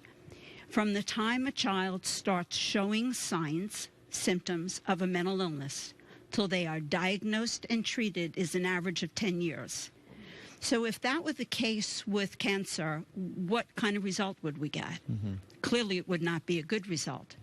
So why do we expect a different result when we don't treat an illness like mental illness until the person's in crisis? So to me, it's really important that we look at real issues. That's not to take away from the fact that mental health, violence, all of these, it's fair game. Let's talk about it. But let's make sure we understand where the violence really is, and it's against the person themselves. The youngest child in Georgia who took their life was 8. How could we be comfortable with that? How can we think that's okay? So the legislators this year have an incredible opportunity. They could put money in for children's mental health services. We are desperately in need of reaching kids. If you want children to have a full life, if you don't want them to become violent, if you want them to say, hey, I have a choice, you have to treat them as whole individual little people, which means you have to make sure that their health, their mental health is cared for. Ellen, very good points and very important points there when it comes to the issue of mental health issues, but also those very young victims, Sharon. Let's stay focused on the young victims, Ben. With shooting after shooting, perhaps it is no surprise anymore that the majority of child murders, they happen in America. It's uncomfortable to talk about. It's certainly heartbreaking, but it is important to take a closer look at the gut-wrenching loss of families, so many families who've had young loved ones taken from them as a result of gun violence, their lives cut far too short. Each year, thousands of young lives lost, their futures ended by bullets. If people knew the pain that it causes families. Like 6-year-old Jamaica Smith, who accidentally shot herself in the head last month after finding a loaded gun between couch cushions. It's hurt. It's hurt. It's hurt. My 6-year-old gone. Last week, a 4-year-old shot by a stray bullet while riding his big wheel. I'm sure that child was out here just in the parking lot. It had nothing to do with nothing. Every 34 hours, we, the media, report on the accidental shooting death of a child. In October, 8-year-old Shariah Lynch and 2-year-old Jaden Clay, both killed in accidental shootings by guns found in the home. Angela Washington, a member of Mothers Against Guns, says parents need to be less negligent about how they store their guns. 11 states currently have some type of safe storage or gun lock laws, but Georgia is not one of them. Support groups like Moms Against Guns and gangs have been popping up by the dozens nationwide as families learn to cope, and the loss hits hard. It could be your sister, it can be your cousin, it can be your nephew, it can be anybody close to you. I never thought I would be here. Never. Now let's go back to Brenda Muhammad. You are called to some of these gut-wrenching scenes to help families cope. What's the first step? Actually, the first step is to be there and to be with that family, especially that mother or father, to show that you can live, you can survive this, because at that moment, your whole life is over. You just feel like there's no other reason to live. I'm sure my colleagues here who lost their son felt the same way. I mean, it's like you can just you might as well dig a grave next to him for me. And for that one person, that one child, there were so many other people who were affected. You have to offer hope. You have to help them move to the next step, because there is a next step. There are some things that have to be done, so somebody has to be there to make those things happen. Make the arrangements. Make the arrangements. Care for the rest of the family. Because let me tell you, the family does not want to deal with arrangements. That's reality. That's saying that this person is no longer here. So somebody has to do that. You've got to do that. You've got to, somebody has to stay focused on where the criminal part of it is. You know, what's going to happen next? You know, when does this get to District Attorney Howard's office? Who's the investigator that's going to be investigating the case? Who's the ADA that's going to be prosecuting the case? Because families don't know about some families, most families, have never interfaced with the criminal justice system before. So they have no clue about what's going on. So they've lost a child, and now they are thrust into a criminal justice system, into a whole new world, and know nothing about what's happening. And they think, like I thought, that I could get me a Perry Mason. Well, it doesn't happen like that. You don't have that right to go out and get your lawyer. You know, if it's a state case, they prosecute the case. And your case is just one of the thousands that they are prosecuting. So sometimes they don't get the result they want, and sometimes they don't get a result. And sometimes we don't get the result. Most times we don't get the result that we want. Very difficult. Families don't want to be any part of that criminal justice system, Ben. And it hurts. It certainly does hurt. And LaTanya, Askew, you're here, and you've been very patient this time. You represent many of these young people. Tell me about what you're seeing. I saw you nodding your head to quite a bit of that. I do. As Omar stated, I mean, this is their reality. You know, when I'm representing these young defendants who have killed, who have violated, they don't care about jail. The folks that care are their parents, who have to get together money to hire defense attorneys, who have to see their loved ones locked up in jail, the embarrassment. That's what happens. And a lot of times when the parents are getting involved, it's after their loved ones have been arrested. But when they're out on the street, when they're skipping school, when the teachers are calling home, we're the fathers. A lot of times we're the mothers. There's no one around. And they don't get involved until now that child is being locked up. And they're facing, like Omar, 15 years. Then what? So a lot of times the parents are missing. A lot of times the fathers are missing. And, you know, you don't have any role models. You don't have any role models. As Omar stated, you know, like I stated, a lot of these young guys, they're not afraid of going to jail. They're not afraid of being killed. They don't really care. They don't have anything to look forward to. don't have anything to look forward to. Oh, thank you for that. And I guess, Sharon, that's part of the issue as well, is the fact that we have so many young people who do struggle to find who they are and to find someone who is looking out for them. And as I believe Judge Hatchett mentioned a minute ago, the gangs who say, we'll love you better than anybody else will. Gotta love them better than that. Much more on the gunfight, our cooperative effort with CBS 46 and Georgia Public Broadcasting when we come right back. Next on The Gunfight, a primetime special. What do you tell these young people? You talked about a lack of hope. You talked about anger. What do you tell them to help them turn their lives around and get off the streets? How our panel answered those questions. Next.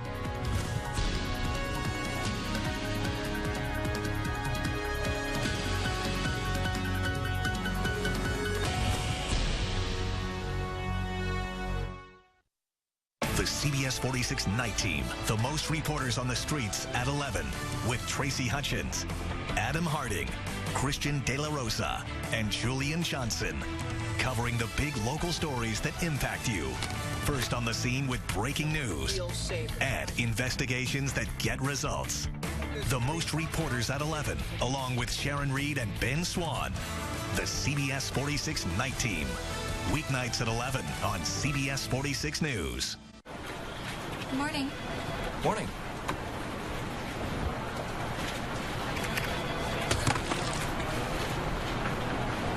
No. WeatherTech floor liners are created to be the ultimate vehicle floor protection in the world. Designed with channels to catch and hold spills until you wash them away. Go to WeatherTech.com and order your perfect fit floor liners today. The most advanced floor protection for your vehicle is at WeatherTech.com. Stay in there. Mornings. Wonderful, crazy mornings. We figure you probably don't have time to wait on hold. That's why at Xfinity, we're hard at work building new apps, like this one, that lets you choose a time for us to call you. So instead of waiting on hold, we'll call you when things are just as wonderful, but a little less crazy. We're doing everything we can to give you the best experience possible, because we should fit into your life, not the other way around.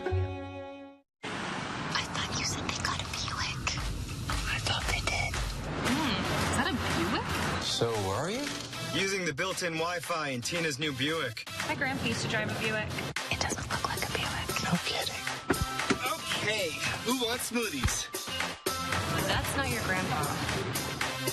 Now get this low-mileage lease on this 2016 Encore for around $185 a month for 24 months.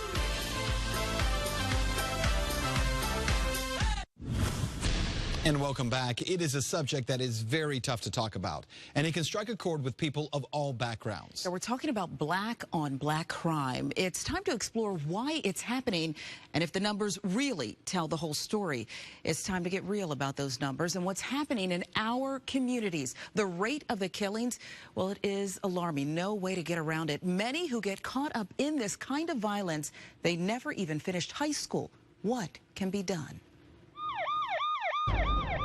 On July 30th, 1992, I was arrested for selling crack cocaine with the intent to distribute. While in jail, I was given two choices. Choice number one, to serve 10 years in prison. Choice number two, to set up other drug dealers. I chose to be the setup guy, and on August 15th, 1992, I got shot in the neck. And a drug deal gone wrong, leaving me paralyzed from the neck down. And I was a very bitter and angry man because the doctors told me I'd be paralyzed for the rest of my life. His gunshot wound changed his life. Gun violence, it costs something. It cost me not only the use of my limbs, it cost me a lot of my dreams. And over the last 20 years, it's cost me over $3 million in medical expenses. It has not stopped him. He's written books. He has a foundation. I'm the man who was shot to life. Before you were shot to life, you did some things. You were in the streets. Why? Because I wanted to be like my father. My father was a drug dealer, and I wanted to be like him. Why is that life so attractive to so many young black men? Because they want the power. I was making $5,000 on a weekend, so it's hard to tell somebody who's making that type of money to go flip burgers You think that fast money is the way to go, but I'd rather be broke than be a drug dealer. Other young men, they're on the streets. They want to gun down another young man who looks just like them. Well, we are worst enemies. We kill each other. We hurt each other. And when somebody of another nationality hurt us, we're in outrage. It does seem like there's not a day that goes by that there's not one of these stories on TV. It's become a part of our culture. It's like hot dogs, baseball, and Chevrolet. Our forefathers had the Second Amendments, and they gave us the right to bear arms, but I didn't think it was going to go this far. So how do we move past that? And I think we should start right there, James Brown. How do we move past it? How did you move past it? Well, I took ownership of my spinal cord injury. It doesn't own me anymore. So I reinvented myself. I went to school as a travel agent, and I started my own travel agency business. So it was, when I wake up in the morning, I was no longer depressed. I woke up in the morning asking myself, what can I produce? So it was about me being productive. And what do you tell, because you do a lot of mentoring, Mr. Brown, what do you tell these young people? You talked about a lack of hope, you talked about anger. What do you tell them to help them turn their lives around and get off the streets? Well, I tell them to start to write their goals down. Take an index card and write down your short-term goals. And on the back of the index card, write down your long-term goals. And every time you eat a meal, you read the front and the back of the index card, and it'll help you stay focused. Focus. It'll become food for your soul. Focus is the key. Mr. Brown, thank you for your candor. Ben? You know, when we talk about this issue, and just a minute ago, somebody off camera, I said, you know, we're about to go to our next interview here with Antonio. He's with a group called No Mo Murders. But before we do that, the comment that was made to me was, it's okay for white people to talk about black-on-black crime. And I said, well, we have to put that into context as well. We have a graphic, and I'm hoping we can pull that up for you, because something that's important for people to see is when we talk about the numbers, that 84% of white murder victims are killed by whites. Now, the rate is higher. It is certainly higher for black-on-black crime, because I think it's something like 93% of black victims are killed by blacks. But the reality is the majority of people who are killed in gun violence are killed by someone they know or someone they associate themselves with. And so it makes sense when you look at those numbers that it's not so much that one group has a hatred towards another group so much as an association, and that's where most of this violence comes from. Am I wrong on that? You're correct, sir. Let me hold this for you right there. So tell me a little bit about your organization and what you all are doing. My organization, I started it last year. It's an organization that's I put together for families that became victim of murder. And the reason that I put this campaign together and started this company is because I feel like this movement and this company is well needed right now. There's so much murders going on all around the world, not just black on black. It's just people in general. People are dying senseless every day. And I feel like the only way that we're going to be able to help stop things like this is get behind movements like the one that I have and other organizations that are nonviolence. So when we talk about, and as we've been talking about this issue of essentially the disregard for human life, the disregard for life that we see on the streets in Atlanta and across Georgia, it is an issue of what? Where is this stemming from, in your opinion? I think it's me personally, I think it's a lack of youth not having nothing to do, no guidance, no regards for human life. Like, if most of these young kids, and it starts with the music that they listen to and the things that they associate themselves with every day, if they don't have anything to do every day but hustle, skip school, and do negative things, that's what they're going to become, a negative person. And that's what we have to get to, a lot of the thinking around this idea, Sharon, that there is got to be something more for these young men. Let's go to Brian Paulding, 100 Black Men. The subject of black-on-black crime is somewhat taboo. There's some black people who say, we don't want to talk about this because it, in their view, unfairly taints an entire community. What do you think about that? I think it's an important conversation to have. But we also have to recognize that the percentages that have been noted, I think that we have to understand that there are a lot of issues that come with crime, that come with the issue of gun violence that we're talking about. As the pastor said, it's multidimensional. We have to address the disparities in income, the disparities in education, disparities in health. We have to address the self-esteem issues. We have to address the role models that our children and our youth are seeing. We have to address the families. We have to address community. We have to address so many different facets of the issue, and we can't just talk about, the legislation side of it. So unfair to perhaps discuss black-on-black crime without talking about all that goes into it. But is it fair to say black folks need to hold each other accountable? I think everyone needs to hold each other accountable. And that's not just blacks holding blacks accountable or whites holding whites accountable. It's all of us holding each other accountable. Thank you very much. Ben? All right, let's go to, let's just get State Senator Nan Orrock. Where are you at? Right here? Let's talk to you about this issue. As we mentioned a minute ago, this is an issue that is not relegated merely to one community. When 84% of whites in America are killed by other whites, this is not an issue necessarily of a group having self-hatred. And sometimes it seems like within the white community there is a notion to point the finger at the black community and say, well, they're killing all their own people, they need to worry about that. Have you seen that? Have you encountered that? Well, I do think when you look at the statistics that those statistics aren't 10 points apart. But what gets played on the nightly news, what gets played in urban America, the downtowns of urban America, which are filled with communities of color, what gets played on the nightly news becomes a perception, becomes a false reality.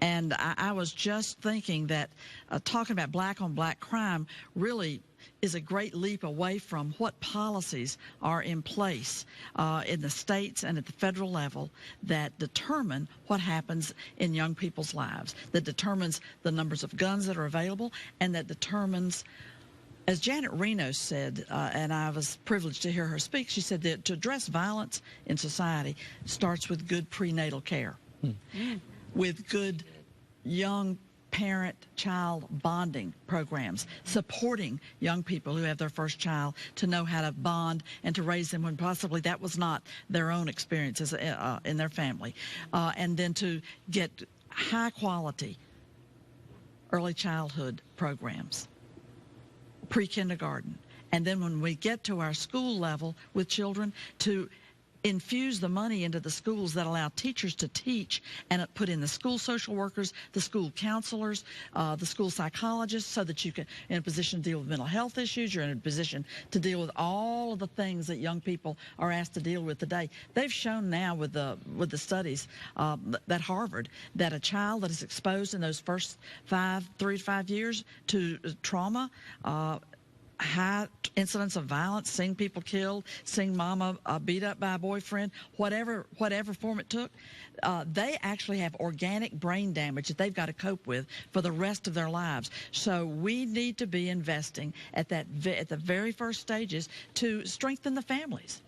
To strengthen the families, and there are ways to do it. And I will just cite one statistic. Certainly. Ronald Reagan, when he took office, he cut Jimmy Carter's funding of youth programs in New York City, summer programs, from $100 million down to $10 million. And guess what? Youth crime soared in New York. It does make a difference whether you have the programs in place to support young people and to support families. And everybody that's turned away from going down the wrong road will tell you some caring adult was there for them.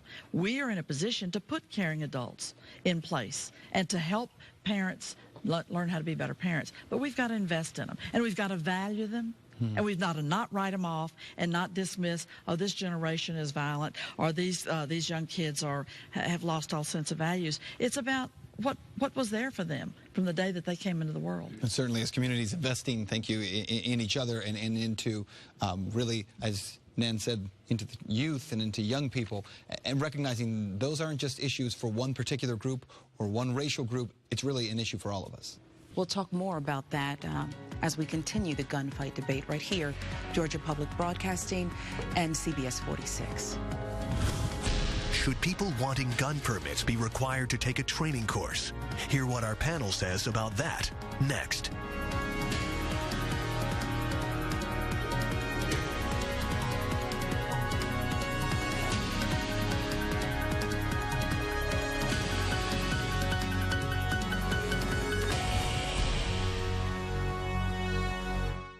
A Metro Atlanta county cancels its ambulance service. We investigate what's behind the sudden change and if the county has a backup plan. Plus, cold, warm, wet, and windy weather all in the next 7-day forecast. I'll lay out how it all breaks down, starting with tomorrow morning's bus stop forecast.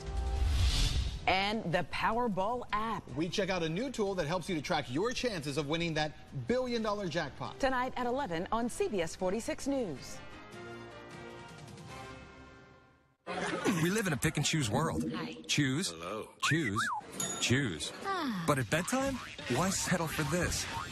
Enter Sleep Number and the lowest prices of the season. Sleep IQ technology tells you how well you slept and what adjustments you can make. You like the bed soft. He's more hardcore. So your sleep goes from good to great to wow. Only at a Sleep Number store. Find the lowest prices of the season going on now. Save $600 on the #1 rated i8 bed. No better sleep with Sleep Number. If the Dodge brothers walked into a dealership today, they'd be pretty impressed with what's become of their Maverick car company. With all the power, performance, and ingenuity. But knowing them, they'd insist on serving the donuts. Give me fuel, give me fire, give me that. Get yours before their history. Get 0% financing for 6 years or $3,000 total cash allowance on the 2015 Dodge Charger SXT. Room after room after beautiful room. Every room at Rooms to Go is priced to sell during our January clearance sale. Get amazing buys on special clearance items, reduced sale prices on Cindy Crawford Home, the Sofia Vergara collection, and 65-inch Ultimate TV packages. Save big at Rooms to Go Kids, plus finance interest-free until January 2019. So hurry, we must clear the way for new styles. Shop the Rooms to Go January clearance sale today. and welcome back to this gunfight special here on CBS 46, Georgia Public Broadcasting. Glad that you've been with us throughout the duration of this special show. And right now we're going to talk about the politics of guns. We're welcoming back Bill Nigut with Georgia Public Broadcasting. We'll be discussing that as well as opening up to our panel to get much more insight from them on this important issue. Sharon? Let's begin with Representative Keisha Waite. You have a proposal on the table. You want mandatory gun training for anybody who wants to obtain a permit. Absolutely. Earlier in the conversation, District Attorney Paul Howard talked about one of our tough challenges in the General Assembly. House Bill 60 was passed in 2015, which pretty much allowed weapons into previously restricted areas. I'll give you an example. Now, with a weapons carry permit, you can take a bar pretty much to most public places, including bars as well as churches. I can tell you that I am a proud weapons carry permit holder. I am very much a proponent of the Second Amendment rights. This particular piece of legislation, however, is about smart legislation. It's about common sense legislation. And it also speaks to the need for personal responsibility. That if, in fact, you're going to have a weapon in a restaurant, a movie theater, or a recreational event, that you should, at the very minimum, know at least how to load, unload, and shoot that weapon. Wouldn't your critics argue that your proposal's not necessary? Those who obtain gun permits are some of the most responsible gun owners already. Well, I've done some surveys. I've reached out to law enforcement officials as well as members who own gun ranges and manage those. And they're telling me that when individuals come into those ranges, most individuals have never fired a weapon. They have no knowledge whatsoever in terms of basic minimal training. That's a scary thought, Representative. Thank you. Bill? All right, let's turn to Senator Vincent Ford. Talk a little bit about the politics of all this, Senator. Give us, set up for us the dynamic. When Representative Waite decides to introduce this bill in the next session of the General Assembly, give us a sense of what the dynamics are at the state capitol these days in terms of trying to pass any statute that in some way restricts complete access to weapons. Yeah, I'd be glad to. The fact of the matter is, the reality is that the General Assembly is in the thrall of the gun lobby, the gun advocates. the Republican Party in particular, which controls both houses of the legislature, is controlled by Georgia Kerry, the NRA. So what you have is a situation, is what the gun advocates want, they usually get.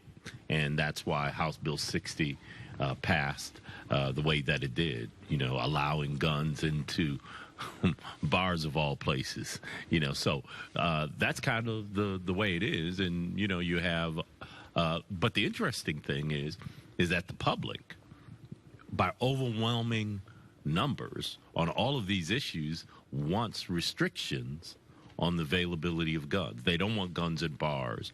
They want the police to be able to ask someone about a permit. The reality is that the public is much more advanced than the politicians, which isn't unusual. Do you think we're going to see a further effort to expand even more where guns are allowed in the state of Georgia in this upcoming session? I think so. I think you're going to see another campus carry bill that is allowing guns on campuses, on college campuses, and other places. So I think there's no lack of bills promoting guns everywhere.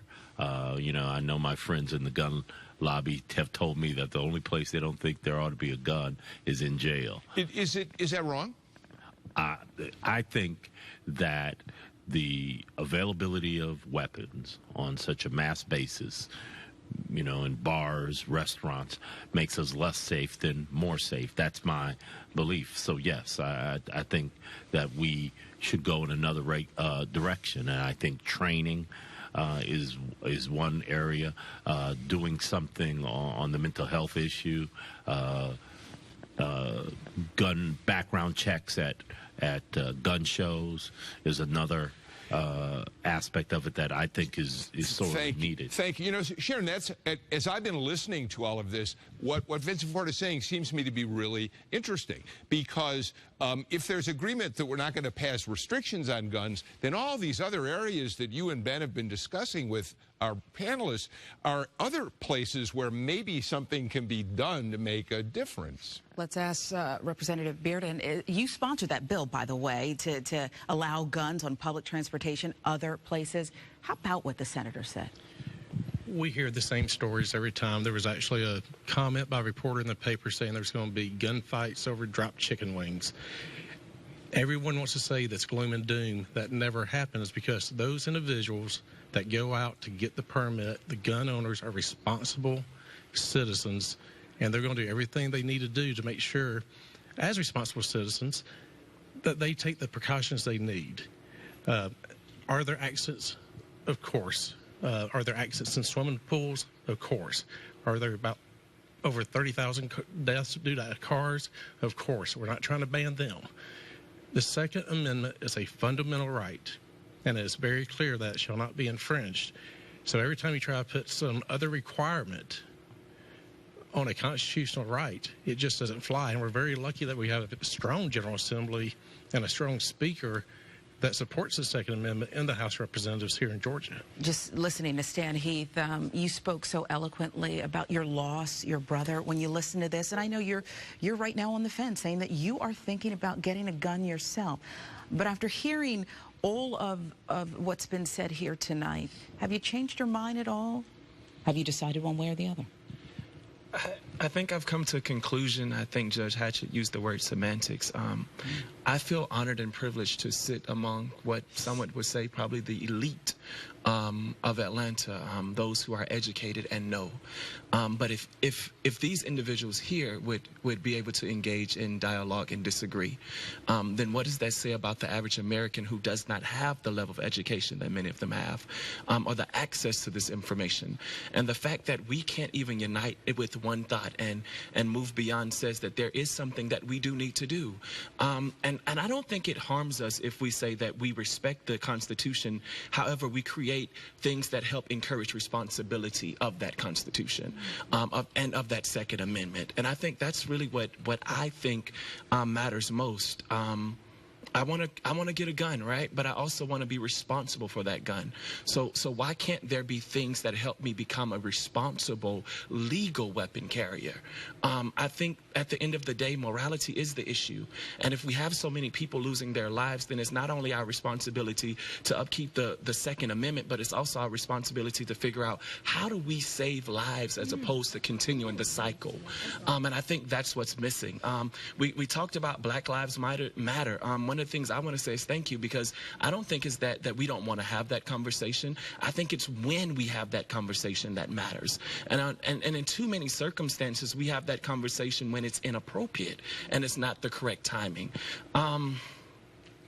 I just think there's so much to be said and be done. But at the end of the day, we've got to move beyond ourselves and really start thinking about the people that we represent and those who matter most, those who are we connected to, because at the end of the day, we need each other to make it. Thank you so much. You speak from just the most difficult life experience, but powerful sentiments there. Polar opposites, but as he said, we can all come together in one room and people can express themselves, sometimes animated, powerful, strong, but at the end of the day, the discussion needs to be had. And that is why we are having the gunfight. Because ultimately, while we may be having a discussion about guns in America, we are ultimately, and I think everyone here would agree, in agreement that people above all of this matter the most. The question is, how do we reach them, help them through this process? It is a continuation of a conversation. It does not end here, and it does go forward. I want to thank our guests for joining us. We want to thank you for watching, and stay with us. The conversation won't end here. Some last thoughts when we return to the gunfight, a primetime special.